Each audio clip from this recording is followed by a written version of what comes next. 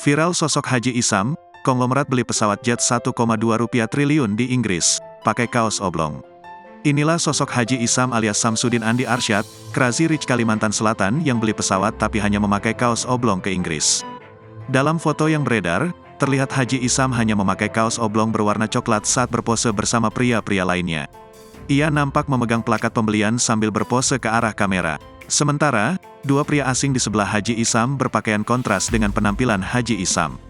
Kedua pria asing itu justru memakai pakaian jas lengkap dengan dasinya.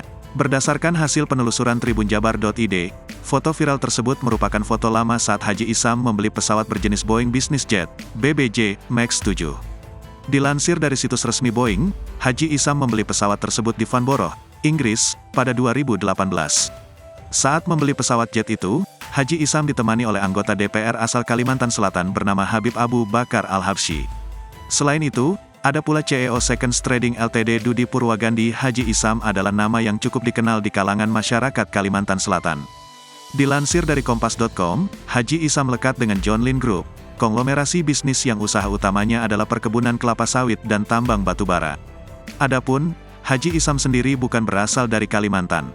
Haji Isam adalah seorang perantau dari Bon, Sulawesi Selatan. Ia memiliki rumah yang megah bak istana di tepi jalan raya Batu Licin. Bahkan, total luas kediaman Haji Isam disebut-sebut mencapai 20 hektare. Ia dikenal memiliki hobi off-road dan berburu. Usaha yang dijalankan Haji Isam berada di bawah bendera PT John Lynn Baratama. Lalu, ada pula usaha perkapalan John Lynn Marine and Shipping, John Lynn Air Transport, perusahaan sewa atau rental jet pribadi.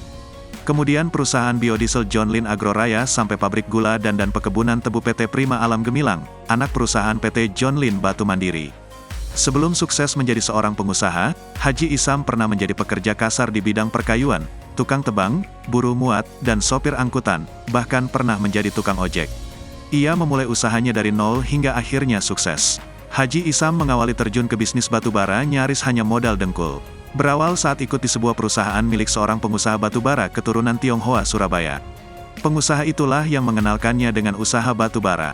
Usai keluar dari perusahaan tersebut, Haji Isam mencoba usaha sendiri dan mendirikan perusahaan bernama John Lynn yang belakangan bisnisnya menggurita.